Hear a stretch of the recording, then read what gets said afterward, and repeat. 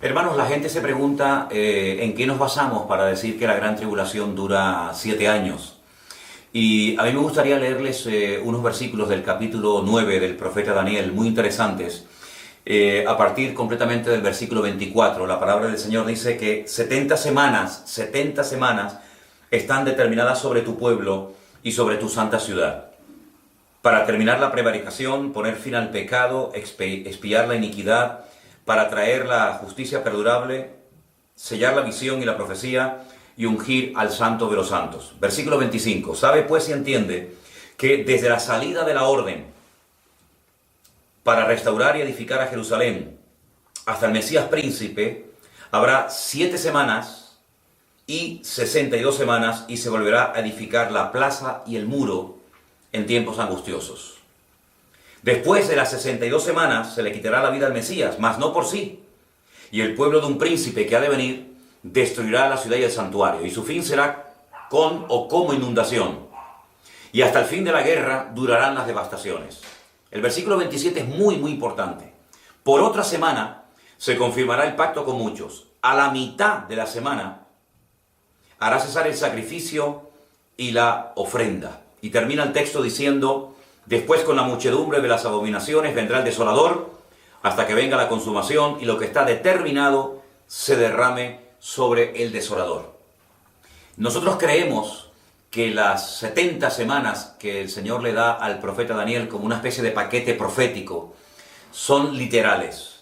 No es una información basada en un simbolismo, sino que es un periodo de tiempo muy interesante de la historia. Ahora bien, tengo que explicar que esas 70 semanas están, digamos, en un lenguaje, vamos a decirlo así, hebreo, un lenguaje judío que Daniel entendía perfectamente.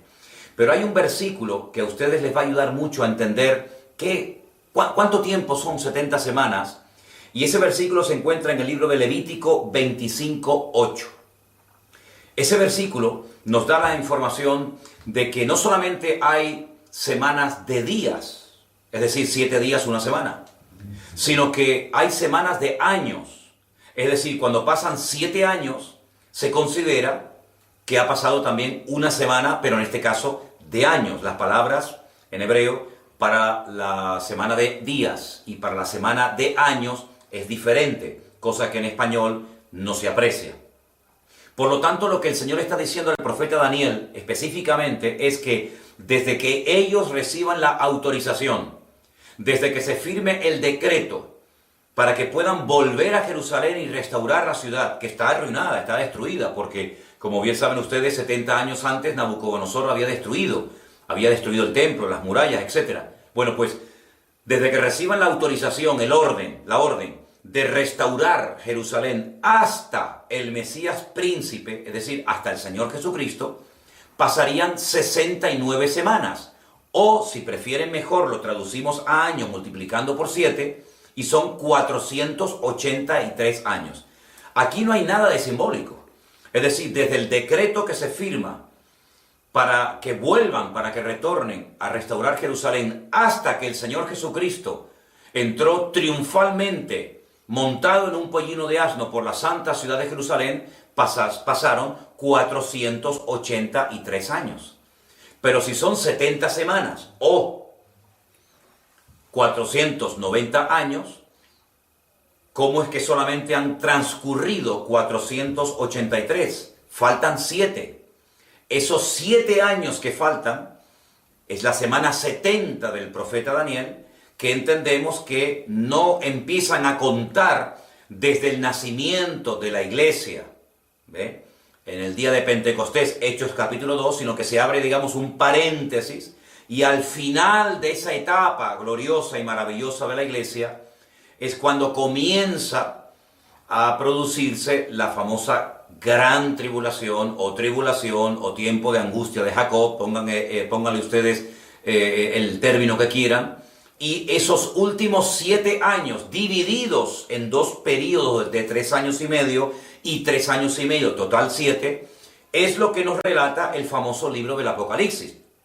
Entonces, ante la pregunta, ¿por qué decimos que la gran tribulación dura 7 años? Bueno, pues porque si decimos que son semanas de años, para la primera parte que se han cumplido desde la salida de la orden, desde el decreto hasta Cristo, 483 años, lo que no podemos decir es que en la primera parte, las primeras 69 semanas, son semanas literales de años, y luego la última es una semana simbólica que no representa realmente 7 años, sino un tiempo indeterminado o simplemente un tiempo que no es real. Por lo tanto, no podemos tener dos varas de medir. No podemos medir en centímetros y en pulgadas al mismo tiempo. Por lo tanto, no son semanas literales, son semanas reales. Ahora, hay gente que opina que son simbólicas. Nosotros desde el primer momento hemos dejado bien claro que no queremos ni discutir ni entrar en polémica con nadie.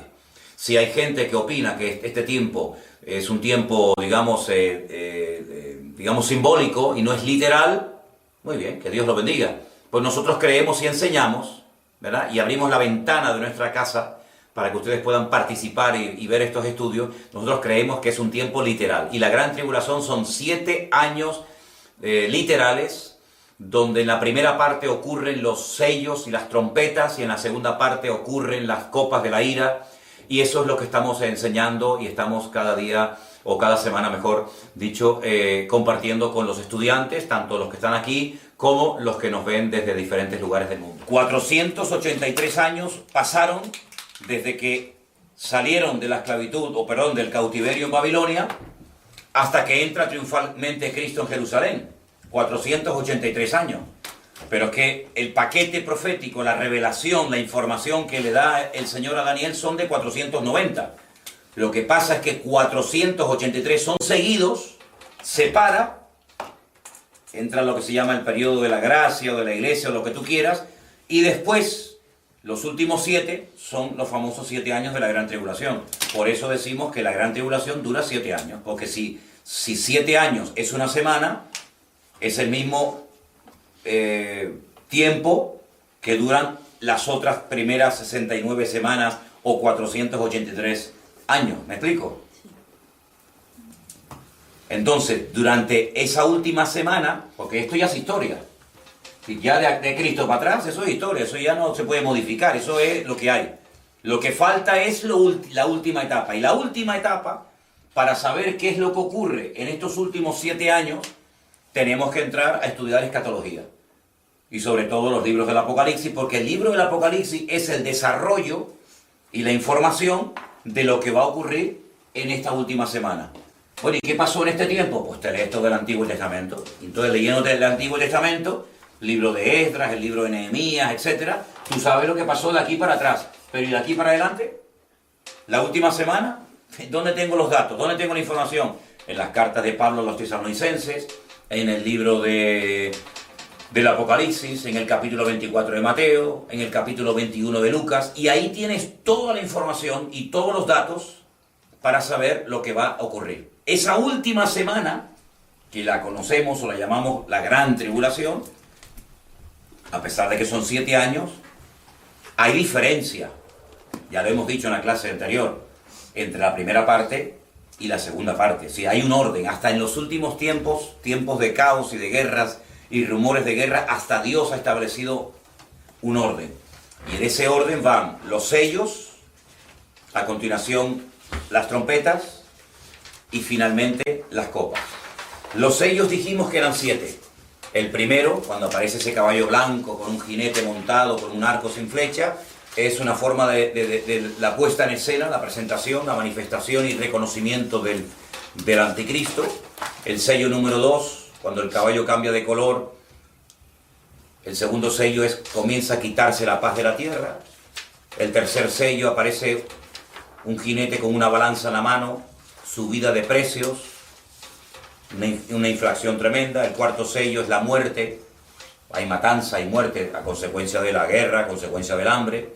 El quinto sello, aparece un montón de gente muerta por causa del testimonio de Jesucristo, son los que pierden la vida por causa del Señor. El sexto sello nos habla de un gran terremoto de tal magnitud que dice que algunas islas se mueven de su lugar y los montes también. La gente comienza a esconderse en cuevas, ¿sí?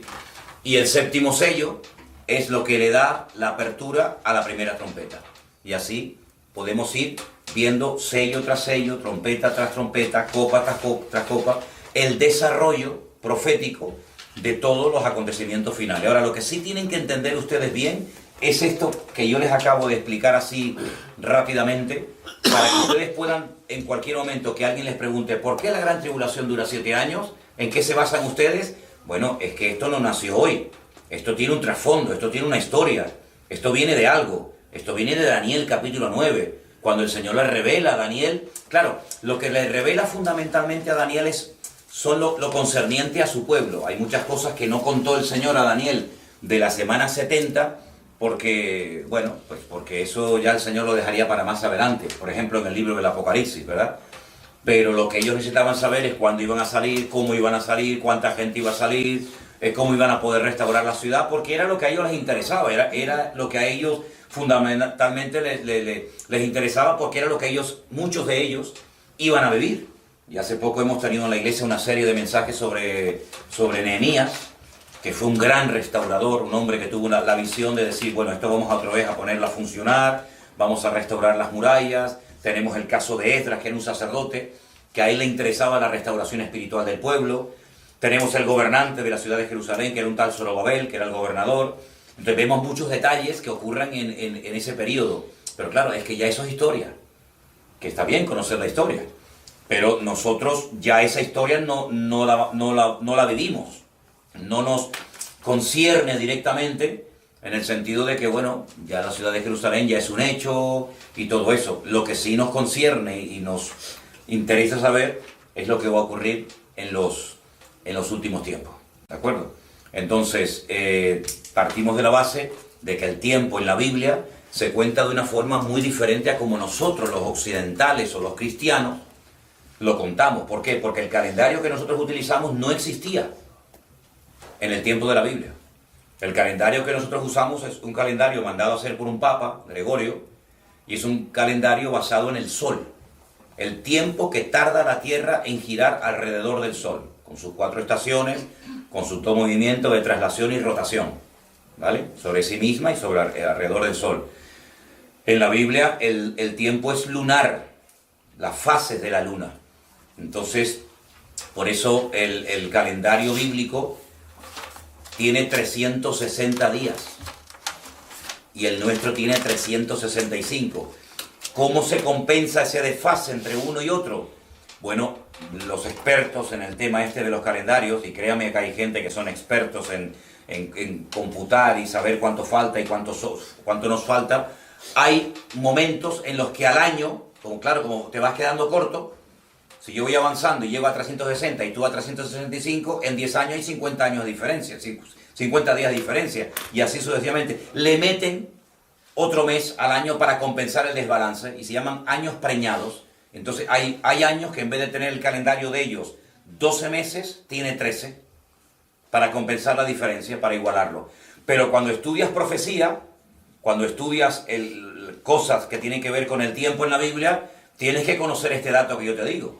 Porque si no, no te cuadran la fecha, y entonces por eso muchas veces dice la gente que en la Biblia hay muchas contradicciones. No hay ninguna contradicción. Lo que pasa es que la forma de contabilizar el tiempo en la Biblia es completamente diferente. Y luego hay 2 cosas muy importantes que a mí me gustaría compartir, aunque aparentemente no tienen que ver con la clase de escatología, pero sí tienen muchísimo que ver.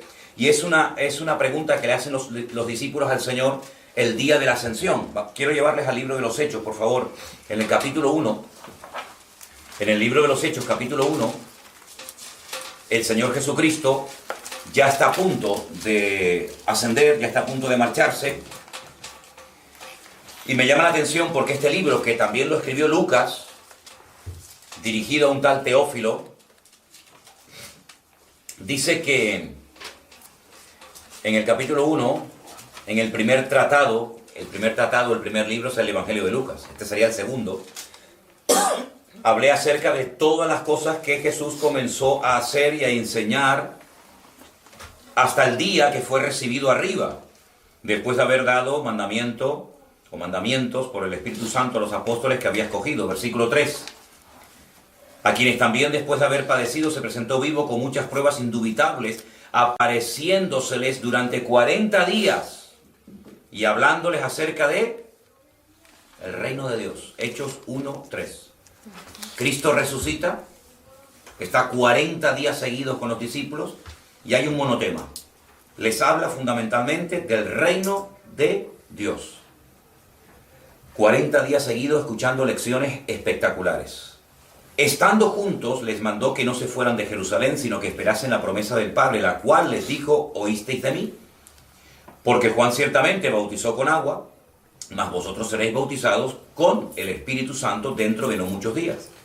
Entonces los que se habían reunido le preguntaron diciendo: Señor, ¿restaurarás el reino a Israel en este tiempo?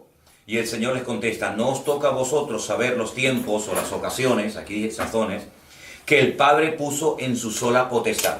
Ahora, ¿saben ustedes que el idioma en el que se escribió el Nuevo Testamento es el griego? Idioma también tremendamente rico, con una riqueza espectacular. Y en griego hay a veces diferentes términos o palabras para referirse a un concepto. Por ejemplo, tenemos 3 palabras para la palabra amor. Pero claro, amor es algo muy genérico, depende a qué tipo de amor te estés refiriendo, usas una u otra palabra. Y hay 2 palabras que quiero que la apunten, las 2 empiezan con la letra K de kilo. Una es la palabra cronos, cronos, voy a ponerla por acá, y la otra es kairos, kairos. Las 2 se interpretan o se traducen como la palabra tiempo. Pero ¿cuál es la diferencia? Lucas dice que cuando el Señor Jesucristo resucitó, estuvo durante más de mes y medio, prácticamente a diario, hablándoles del reino de Dios, de un reino mucho más elevado que cualquier reino terrenal. Sin embargo, cuando el Señor Jesucristo va a ascender, los discípulos le preguntan: ¿tú vas a restaurarle a Israel el reino en este tiempo? Es decir, tú nos has hablado del reino de Dios, pero nosotros queremos saber si otra vez vamos a volver a recuperar la monarquía, nuestros reyes, que ya no existían, ya no existían. La época dorada de la monarquía, con David, Salomón, etc., ya todo eso se había ido al traste, ya no existía monarquía. Pero el sueño de Israel, ¿cuál era? Restaurar el reino, vencer a los enemigos, en este caso a los romanos, volver a tener su propio rey de carne y hueso, etcétera, etcétera, ¿verdad? ¿Y qué le responde el Señor? No les corresponde a ustedes, no estén preocupados por los tiempos o las ocasiones. Y esas palabras, tiempos y ocasiones, es la palabra cronos y la palabra kairos. ¿Cuál es la diferencia entre una y otra? La palabra cronología, la palabra cronómetro, está íntimamente relacionada con la palabra cronos. Es el tiempo lineal. Es decir, hoy es martes. Mañana, inevitablemente, será miércoles. Y pasado mañana será jueves. Y así, toda la historia de la humanidad siempre será igual. Y cuando terminemos este mes de febrero, vendrá el mes de marzo. Y cuando termine la estación del invierno, vendrá la primavera. Y así sucesivamente. Eso es cronos, eso es el tiempo lineal, donde no hay nada que cambie, nada que varíe. ¿Verdad? Es así. No hay ninguna característica especial del cronos. Es el tiempo transcurriendo, en algunos casos muy rápidamente, en algunos casos muy lentamente, según cómo nos afecte. Pero el kairos es el tiempo de Dios dentro del tiempo de los hombres. Es cuando Dios se mete en el tiempo nuestro lineal y dice: yo voy a hacer en este tiempo algo diferente. Por ejemplo, hoy el cronos nos indicaba, como cada semana, que tenemos una clase de escatología. Pero dentro del cronos, dentro del tiempo, dentro de ese día que dentro de unas horas terminará, teníamos una cita, teníamos un compromiso, venir aquí a las 7 de la tarde para recibir la clase de escatología. Eso es la diferencia entre cronos y kairos. Es cuando el kairos, en este caso Dios, decide intervenir en la historia. Cuando Dios dice: cuando vino el cumplimiento del tiempo, Jesús nació. Jesús no nació en Babilonia en el año 300 antes de Cristo, ni nació en el año 180 después de Cristo, después de su era, sino que Él nació cuando ya Dios lo había establecido. Cuando Dios dice, 400 años estará el pueblo de tu pueblo, tu descendencia Israel en Egipto. Bueno, el tiempo transcurre, pero ustedes van a estar el tiempo que yo diga. Esa es la gran diferencia. Entonces, dentro del tiempo que transcurre inevitablemente sin cesar, vamos, eso es una cosa que no podemos parar el tiempo, no podemos decir, ay, que no corra más el tiempo, sino que el tiempo sigue y sigue y sigue y sigue. Y es un concepto que a mí siempre me ha apasionado. El concepto tiempo a mí es una cosa que me ha fascinado, pero ya al hombre es un concepto espectacular, ya en la época de Aristóteles y los griegos y el mismo Albert Einstein, etcétera, el concepto tiempo. Y dice, bueno, no, lo medimos, sí, pero lo medimos con un concepto llamado el reloj, ¿no? Ahora decimos un día, una semana, un milenio, un siglo, un año, y vemos en nosotros mismos cómo el tiempo va pasando, ¿no? Y vemos que ya hemos crecido y algunos tenemos canas y unos han envejecido menos. Esa es inexorablemente la realidad del tiempo. No lo podemos detener, nos guste o no, es la realidad. Y llegará un momento que moriremos y nos deterioremos, nos vamos a deteriorar, etc. Pero dentro de todo eso hay cosas que ocurren. Y esas cosas que ocurren establecidas por la soberanía de Dios es el Kairos, es lo que marca la diferencia. Es decir, ahora va a pasar esto. Y te pongas como te pongas va a pasar. Y ahora va a pasar tal otra cosa. Y ahora vengo yo. Y ahora me voy yo. Y ahora les saco de Egipto. Y ahora los llevo a Egipto. Y ahora viene el primer sello. Y ahora viene la segunda trompeta. Y ahora viene el caballo blanco. Y ahora viene el caballo negro. ¿Quién establece esas variaciones en el tiempo? Esas intervenciones soberanas en el tiempo de los humanos, en la dimensión nuestra. Evidentemente Dios. Nadie controla ni el transcurrir del tiempo lineal, ni el cronos. Ni nadie puede decir mañana va a pasar esto sí o sí.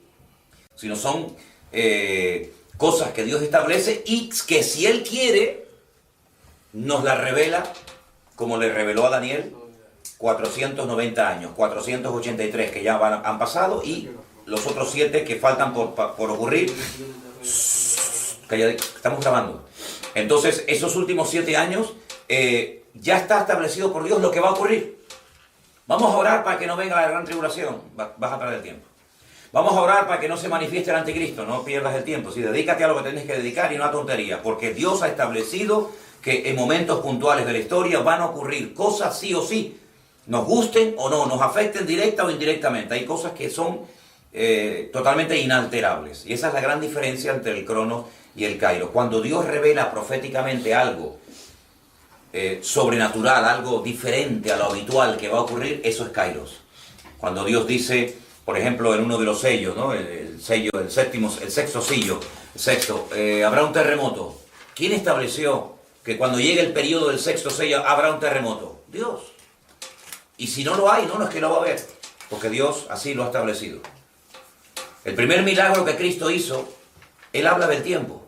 Cuando le dice a la madre, oye, no tienen vino. Y Él dice, mujer, aún no ha llegado mi hora. Aún no ha llegado mi tiempo. Si yo sé cuándo tengo que empezar. Yo sé cuándo tengo que hablar y cuándo tengo que callar. Y Él dice, aún no ha empezado mi hora. Fue un milagro por misericordia, pero no porque realmente ya hubiera comenzado su ministerio. Pero hay momentos cuando Él dice, vamos a Jerusalén y me va a pasar esto y esto. Y aunque Pedro diga, no, Señor, de ninguna manera te acontezca esto, y el Señor le reprende y le diga, Satanás, apártate de mí. Sí, está establecido que yo voy a morir. Y yo voy a resucitar. Y yo voy a ascender. Y yo voy a volver por segunda vez. Eso está establecido por Dios. Todo eso entra dentro del Kairos. Los momentos en los que Dios domina el tiempo y fuera de toda probabilidad humana, dice, va a pasar esto. Y pasa. Porque Dios así lo ha establecido. Lo que para nosotros es profético, para Dios es una realidad.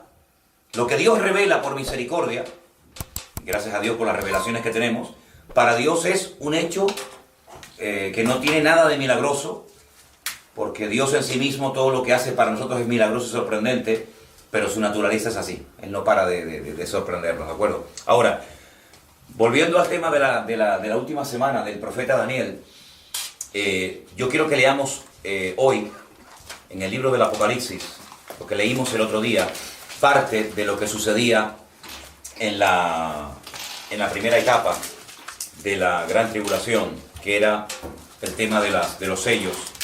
Pero vamos a ver el tema de las trompetas. Y vamos al capítulo 8, por favor. Capítulo 8 del libro de Apocalipsis, a partir del versículo 6. Los 7 ángeles que tenían las 7 trompetas se dispusieron a tocarlas. El primer ángel tocó la trompeta y hubo granizo y fuego mezclados con sangre que fueron lanzados sobre la tierra. Y la tercera parte de los árboles se quemó y se quemó toda la hierba verde. Fíjense el tiempo del verbo, se quemó. Algo como que ya ha ocurrido. Y esto aún no había ocurrido en los tiempos de Juan, ni en el tiempo nuestro. Pero Dios lo cuenta en pasado, cuando realmente está hablando del futuro. Eso es lo que ocurre cuando suena la primera trompeta. Fuego, sangre, la naturaleza es afectada, se queman los árboles, se quema la hierba verde. Cuando el segundo ángel toca la trompeta, verso 8, dice, el segundo ángel tocó la trompeta y como una gran montaña ardiendo en fuego fue precipitada en el mar. ¿Podríamos hablar de que esto sería una especie de meteorito? ¿No?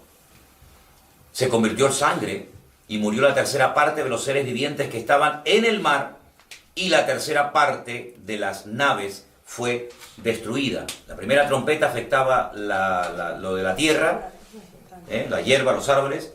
Este segundo toque de trompeta afecta las aguas del mar. El tercer ángel tocó la trompeta y cayó del cielo una gran estrella, ardiendo como una antorcha. Y cayó sobre la tercera parte de los ríos y sobre las fuentes de las aguas. El nombre de la estrella es ajenjo y la tercera parte de las aguas se convirtió en ajenjo. Ajenjo significa amargo, ¿no? Y muchos hombres murieron a causa de esas aguas porque se hicieron amargas. Tremendo, ¿no? Yo les dije a ustedes que compararan los juicios de las trompetas con las plagas en Egipto y hay mucha similitud, hay muchas cosas que se parecen. El cuarto ángel tocó la trompeta, fue herida la tercera parte del sol, la tercera parte de la luna y la tercera parte de las estrellas, hasta que se oscureciese la tercera parte de ellos y no hubiese luz en la tercera parte del día y asimismo de la noche. Y miré y oí un ángel volar por en medio del cielo, diciendo a gran voz, ay de los que moran en la tierra a causa de los otros toques de trompeta que están para sonar los 3 ángeles. Todos son, como os dais cuenta, cataclismos, catástrofes, cosas que afectan a la naturaleza, que ya como que venimos acostumbrándonos hace tiempo, ¿no? A terremotos, a tsunamis, a volcanes. Por lo tanto, cuando dices, la tribulación, todo lo que estamos leyendo ahora mismo es algo que puede ocurrir, digamos, en cualquier momento. Un tsunami que mató a 300.000 personas no hace mucho tiempo, o un meteorito que cae, han caído muchísimos meteoritos en el cielo, etcétera, etcétera. Por lo tanto, estas cosas pueden ocurrir y la gente ni se entera que son los toques de trompeta de los cuales nos habla la Biblia en el Apocalipsis. Capítulo 9, verso 1. El quinto ángel tocó la trompeta y vi una estrella que cayó del cielo a tierra y se le dio la llave del pozo del abismo. Aquí ya cambian las cosas. Sí. Abrió el pozo del abismo y subió humo del pozo como humo de un gran horno y se oscureció el sol y el aire por el humo del pozo. Y del humo salieron langostas sobre la tierra y se les dio poder como tienen poder los escorpiones de la tierra. Y se les mandó que no dañasen a la hierba de la tierra, ni a cosa verde alguna, ni a árbol alguno, sino solamente a los hombres que no tuviesen el sello de Dios en sus frentes. Y uno dice, bueno, ¿y quiénes son los que tienen el sello de Dios en sus frentes? Los 144.000 judíos, 12.000 por cada tribu, que vimos en una de las clases anteriores, ¿se acuerdan? Sí. Cuando vimos los 144.000, dice la Biblia que el Señor los selló en sus frentes para que no fueran dañados. Entonces a esos no se les puede dañar, ¿de acuerdo? Seguimos leyendo. Estamos en el capítulo 9, versículo 5. Le fue dado que no los matasen, sino que los atormentasen 5 meses. ¿Ves? Eso es Kairos. 5 meses. Yo digo cuánto tiempo pueden atormentarlos. Su tormento era como tormento de escorpión cuando hiere al hombre. Y en aquellos días los hombres buscarán la muerte, pero no la hallarán. Ansiarán morir, pero la muerte huirá de ellos. Ahora, aquí nos da una descripción de esas langostas, que son cosas muy extrañas, porque dice que eran semejantes a caballos preparados para la guerra. En las cabezas tenían como coronas de oro. Sus caras eran como caras humanas, tenían cabello como cabello de mujer, sus dientes eran como leones, tenían corazas como corazas de hierro, el ruido de sus alas era como el estruendo de muchos carros de caballos corriendo a la batalla. Partimos de la base, ya lo dijimos en una ocasión, que así como en el Antiguo Testamento decía Moshe Maimónides que Dios utiliza el lenguaje de los hombres para dar a conocer la palabra de Dios, de ahí tantos antropomorfismos, que son figuras como espalda, mano, ojos, pies, corazón, etcétera, para describir la naturaleza y la esencia de Dios. En el libro del Apocalipsis, debido a lo que Juan está viendo, pues probablemente él esté describiendo cosas, un tipo de armamento, un tipo de carros de combate o de aviones, que claro, él no tiene el lenguaje en ese momento para describir todo eso, ¿no? Porque dice que el ruido de sus alas era como el estruendo de muchos carros, de caballos corriendo a la batalla. Hombre, si tú escuchas un avión de combate, hace un ruido espectacular, pero primeramente él no tiene el lenguaje para describir. Entonces él compara con animales, con leones, con langostas, cosas que para nosotros hoy en día serían otra cosa diferente a la que él vio. Tenían colas como de escorpiones, también aguijones, y en sus colas tenían poder para dañar a los hombres durante 5 meses. Y tienen por rey sobre ellos al ángel del abismo, cuyo nombre es en hebreo Abadón, y en griego Apolión.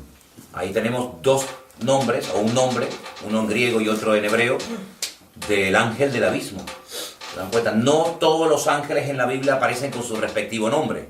Muy pocos ángeles en la Biblia se nos dice el nombre que tenían. Por ejemplo, Gabriel, Miguel, aquí hablan de un tal Abadón o Apolión, Destructor, ¿verdad? Pero el mismo Satanás recibe muchos nombres, ¿no? Príncipe de las tinieblas, diablo, Satanás, etcétera. Pero hay millones y millones y millones de ángeles que no sabemos cómo se llaman, pero evidentemente tienen que tener un nombre, ¿no?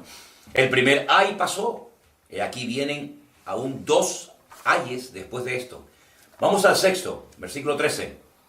Dice que tocó la trompeta y oí una voz de entre los 4 cuernos del altar de oro que estaba delante de Dios, diciendo: el 6º ángel que tenía la trompeta desata a los 4 ángeles que están atados junto al gran río Éufrates. El río Éufrates es un río inmenso, un río enorme, que cruza varios países, ¿vale? Y el río Éufrates es mencionado en el primer libro de la Biblia. El Tigris y el Éufrates, dice que por allí estaba una parte del límite del jardín del Edén. Sí, el jardín del Edén era inmenso.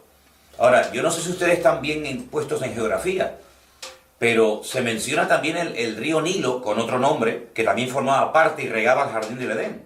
Es decir, que si tenemos aquí a mano izquierda Egipto como parte del territorio del jardín del Edén, y tenemos aquí a la derecha la zona de Babilonia, lo que hoy en día sería Irak, donde está el río Éufrates y Tigris, Dios le dio a Adán la responsabilidad de cuidar, de proteger un territorio de miles y miles de metros cuadrados, desde nada más y nada menos que desde Babilonia o Irak en la actualidad hasta Egipto. Todo eso formaba parte del jardín del Edén.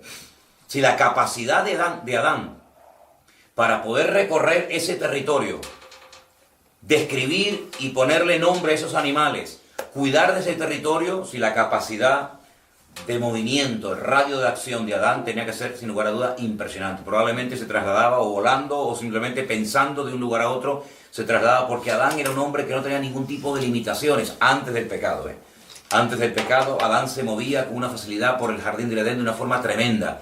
De ahí que uno diga, bueno, y cuando Eva pecó, ¿dónde estaba Adán? Bueno, a lo mejor Adán estaba en la otra punta del jardín del Edén, y por eso Satanás aprovechó la ausencia del marido, el vacío. No estaba Adán en ese momento al lado de Eva, o Eva al lado de su marido, y en ese momento Satanás dice ahora o nunca, ¿no? Y fue cuando le tentó. Pero estamos hablando no de un territorio como la Isla del Hierro, un territorio pequeñito. Estamos hablando de un territorio que va desde Babilonia, Irak, en la actualidad, hasta Egipto, y ahí se mencionan esos ríos. Y el río Éufrates dice que allí están atados 4 ángeles o 4 demonios. De esto nos habla Pedro. La Biblia dice que después del diluvio, el Señor aprisionó, el Señor ató en prisiones de oscuridad a demonios tan poderosos, que fíjense lo que ha hecho Satanás con sus demonios a lo largo de los tiempos de la humanidad. Pero cuando estos demonios tremendamente destructivos son desatados, dice aquí, que estaban preparados para la hora, día, mes y año, a fin de matar a la tercera parte de los hombres. Es un poder destructivo espectacular. Y el número de los ejércitos, de los jinetes, era 200 millones. Yo oí su número. Así vi en visión los caballos y los jinetes, los cuales tenían corazas de fuego, de zafiro y de azufre. Y las cabezas de los caballos eran como cabezas de leones, y de su boca salía fuego, humo y azufre, ¿no? Cuando un tanque de combate lanza la bomba, sale fuego, ¿no? Y por estas 3 plagas fue muerta la tercera parte de los hombres, por el fuego, por el humo, por el azufre que salían de sus bocas. El poder de los caballos estaba en su boca y en sus colas, porque sus colas eran semejantes a serpientes, tenían cabezas y con ellas dañaban.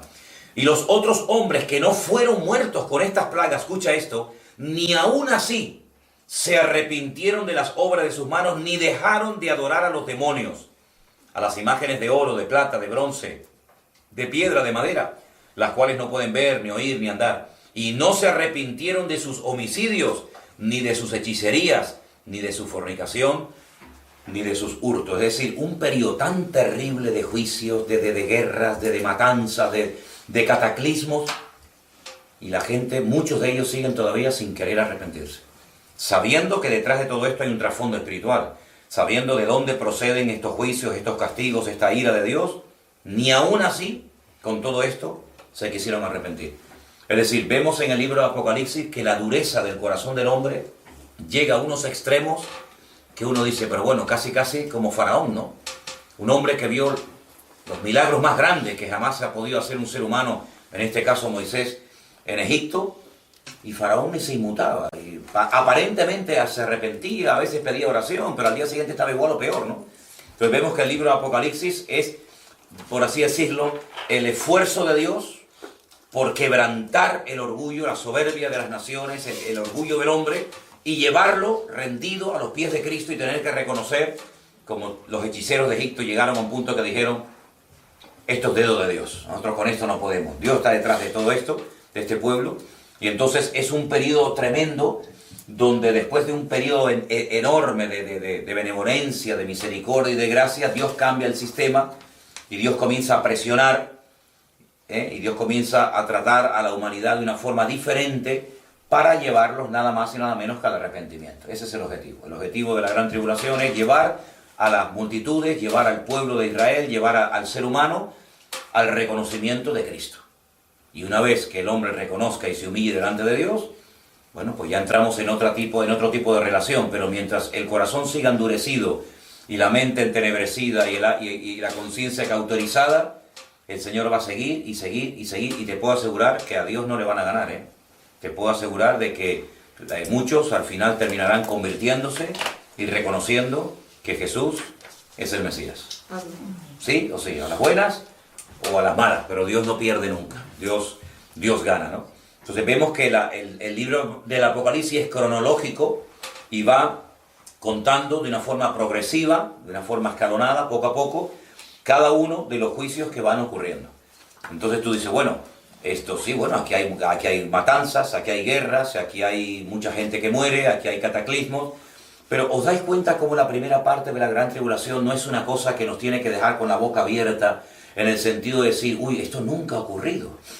Bueno, en la Segunda Guerra Mundial se calcula que murieron más de 60 millones de personas, que es una barbaridad, para la población que había también en aquel tiempo, ¿no? Tsunamis, guerras, terremotos, huracanes, siempre ha habido. Lo que pasa es que se va a incrementar, pero la Biblia dice que es como los dolores de parto. Los dolores de partos van en aumento, hasta que definitivamente nace la criatura. La Biblia dice que esto es el principio de dolores, y lo que el Señor quiere es llevar a la gente a un momento en el que diga, oye, vamos a humillarnos, vamos a arrepentirnos y a reconocer a Cristo antes de que sea demasiado tarde, ¿no?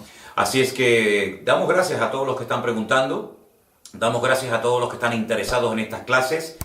He estado de viaje y no he podido grabar la última lección, pero ya hoy hemos tenido clase y ya pueden ustedes disfrutar, si no recuerdo mal, de esta cuarta clase de escatología bíblica. Que el Señor les bendiga. Y seguimos estudiando la palabra y pidiéndole al Señor que nos dé mucha sabiduría para poder retener toda esta información. Y creo que también es muy bueno pensar Creo que a veces el oír cosas diferentes a las que nos han enseñado o nos han dicho las personas a lo largo de los años, creo que a veces es bueno también contrastar enseñanza, contrastar otras opiniones y así de esa manera enriquecer nuestro conocimiento bíblico. Que el Señor les bendiga y sigan con nosotros todas las semanas. Para nosotros es un gusto y un privilegio el poder compartir con ustedes la palabra del Señor. Dios les bendiga.